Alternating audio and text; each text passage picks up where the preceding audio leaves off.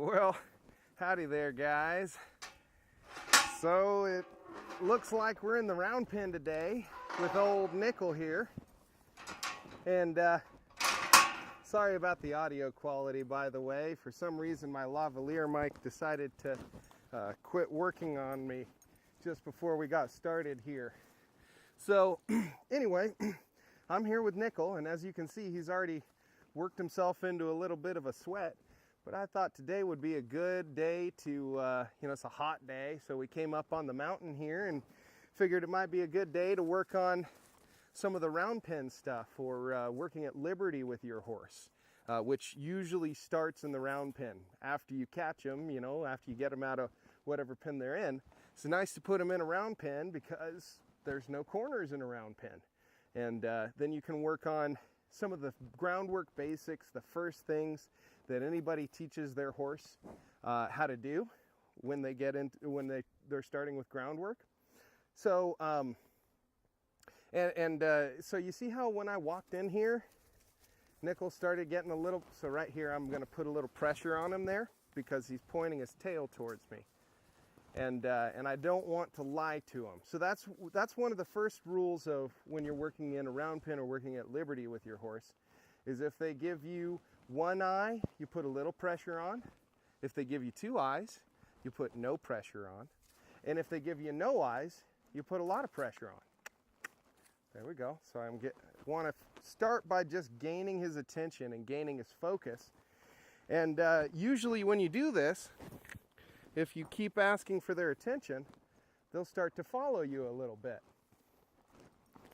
If you walk away. So that's the first thing we want to work on is following. And now this doesn't happen right away normally with your horse. Usually they'll just sort of forget about you and trot right away.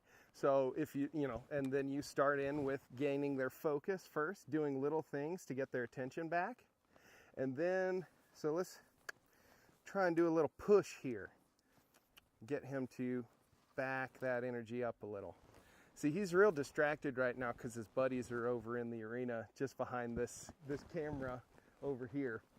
So, what we'll do then to get his focus back, see how he's kind of stopping and stress eating a little bit. And so what we'll do is we'll give him a direction and a speed and push him. There we go, around in the circle. And I'll say, I pick the direction and I pick the speed. Oh, right there, no eyes, so I'll give him a lot of pressure.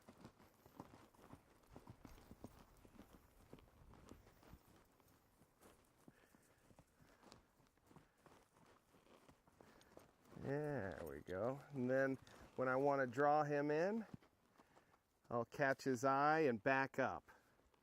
Good. So then I'll point. Let's say go out here. There you go.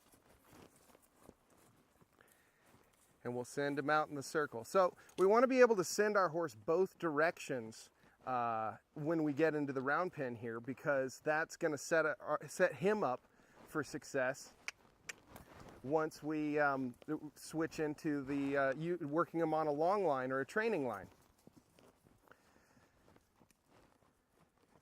There we go. So then somewhere right around here, I'll try and catch his attention, get him looking at me, and then I'll point off the other way and say, up. So if he turns away from me towards the fence like that, I'll give him a little bit more pressure and tell him to get out of dodge. Then somewhere right around here, I'll see if I can catch his eye and draw him in. Still coming around. There we go. Good. And you see how he kind of walked straight up into my space? That's because he's a pretty confident horse. And if you're working at higher levels of liberty, that's actually an okay thing to have that extra pushy draw kind of ness to your horse. But when you're first starting out or trying to remind them of the pecking order, you want them to respect your space a little bit more. So what we would do is just ask him to send out again. And you see how even before I sent him out, he was kind of hanging back there. He's starting to back out of my space a little bit. He recognized that maybe he came in a little close. So then I'll catch his eye. Oop. We'll speed him up here actually. Pick a good spot for it. Somewhere along this fence line, I'll back up and into his space, and then I'll say, let's go out this way. There you go. And you see how he didn't turn into the fence away from me that time. He's starting to get the idea. If he turns his butt towards me, he gets a lot more pressure. Oh, there you go. Easy does it there, big fella. Good. And it's also letting him get a little bit of that extra energy out. So you see how when I start off, I'm just making eye contact with him and following him around this circle. And then I'll back up, draw in, put up. We'll try that again. I'll stand right here, give him another opportunity. And if he runs through me, I'll strike the ground 3 times where his butt shouldn't have been. And we'll stay right here again, give him another chance. There you go. Good change of direction. There we go.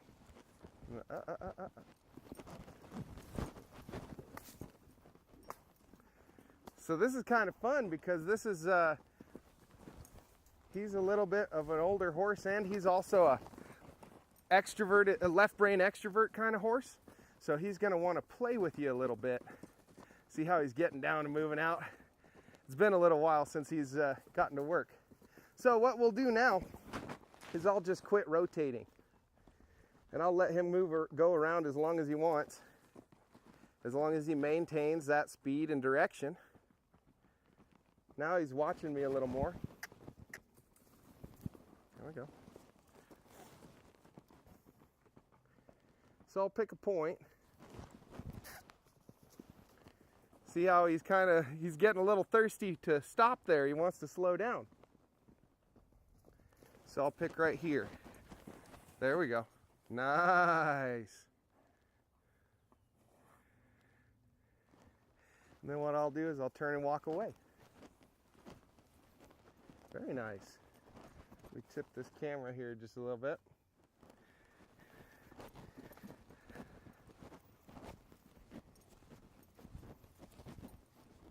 Oh boy. Now after moving around a little bit and getting his blood pumping and paying attention a little bit more, he's starting to click in a little with me. You see how this is how you develop a horse that follows, and this is how you develop your skills to lead. So before you ever put a halter or lead rope on them, you want to teach them the process of being able to lunge or yield to your space. You see how this is exactly the same as the send, but it's just that I'm walking in towards him, so he should yield those shoulders out of the way and pivot on his hindquarters. Good. Same idea, if I were to walk in towards his hindquarters, act like I was gonna sneak up on him, he should pretty much pivot on that front shoulder and yield his hips away from me. There we go. Draw in, change sides. Same idea here. Walk in and yield his hindquarter. And the more you yield their hindquarter, the more draw they'll feel towards you. The more you walk in towards their shoulder, right here, you see how he's backing up? So I'll do just like the send, and then catch him here.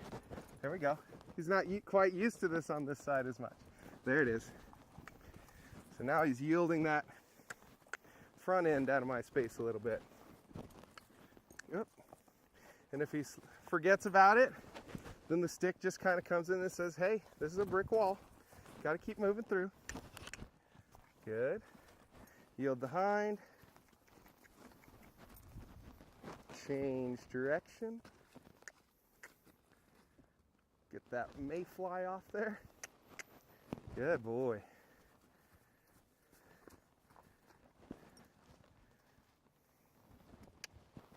Yeah. And you see how now I'm not having to work as hard with the stick. You know, it's if I want to send him off, it's just a point, or it should be. And then if he forgets about it, I'll walk the direction I'm pointing and let my string out. Let's try that again. I'll put my hand up, say draw in. Hey, come on in here. There we go. Good boy. And then I'll say, I'm gonna point. He goes, Dad, I want to quit. Oh, okay. Soon. Right there, he gets a little bit too into my space, huh? So what might I do? Yield the hind and push those shoulders through, and then say, hey, let's get moving a little. That's where that pushy horse can kind of come out. Then again, draw, and I'll point. Good. Draw, and I'll point with energy. There. You see, the more energy you point with, the more your horse should move out. And then draw, and then what if I point like this? Less energy. That's good. Up. Almost. Up. And right there, don't look away. And don't run away. There. All right, so now we've got our face, our send, our pivots, the ability right there. And our horse is kind of clicked in and problem solving with us, wanting to follow us around and pay attention. So anyway, that's kind of the demonstrate. Those are the exercises you want to do at Liberty. You know, you want to be able to send them either direction, point, then use the stick. Point, change your body language, then use the stick. Same idea with the face. Change your body language, then back up towards the rail to kind of block his road. And if he tries to blow through it after that, you make the wrong thing hard and the right thing easy. And remember this dictum. If there's two eyes on you, there's no pressure. Like that. If there's one eye on you, there's a little pressure. And pressure could even be just eye contact. And then if there's no eyes on you, there's a lot of pressure. And so that eye contact changes into, hey, my body language is moving. And you see each time how he gets distracted there. If I just step off over here, it brings his nose right back in towards me. What if I keep stepping off this way? Ask that hind quarter to yield, and then change. Bring the front end through. Good. Same idea here. Hind quarter to yield, change, bring the front end through. There you go. And then draw. Good boy. So it's real hot out here. That's kind of the demonstration. Nickle's already been working his own butt off. So just thought you guys might find that interesting. And these are our Liberty exercises. Beautiful thing is, once you get it done in the round pen, you can go out into the bigger arena and do it. And once they have enough draw to you, once they've been practicing following you enough that you're pretty sure they're not going to leave you, you go out in a big pasture and do this, and it looks pretty cool. It looks like you're a horse whisperer or something. So anyway, think about that, and I hope you use this and find some fun with it. Hey guys, so we just got out of the round pen, and I just wanted to show you. I got my little bit longer lunge whip here because we're in a little bit bigger space, so it just makes life a little easier. And I'm going to pull off this halter to show you what I mean about this Liberty stuff. Once you get it down a little bit, how you can start to do it in larger spaces. So for instance here, he even if he kind of wants to leave, if I go walk off this way, he pretty much should stick with me there. I'm just going to toss the halter over the fence here. And right here he goes to leave. That's okay. Hopefully he'll stay kind of in frame, but there. When he gives me two eyes, I back up.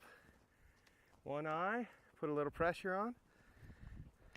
and then he comes and catches me again. There we go. So we got his attention back. He got distracted when I walked to the fence, but now he's back with me. Let me swap sides on him here. There we go. So then I could just sort of walk all over the place with him, and he should pretty much follow me. If I feel him getting distracted, I could peel off a little towards his hindquarters, or I could walk this way, get him to yield his nose a little bit. But basically, your horse is with you. How cool would that be if you didn't even need a halter to go off on a walk with your horse? You just paid attention a little bit, used a little savvy, and then we've got our horse broke to lead instead of broke to drag. And he should pretty much follow right there behind me. He likes to keep me on one side or the other a little bit, and I think that's just years of practice out on the ranch or being pony horse and stuff like that. So anyway, just wanted to show you a little bit about what I meant when once you get this Liberty stuff, this hooking on stuff down in the round pen, it doesn't matter how big the space is you can still use the same principles to get the results.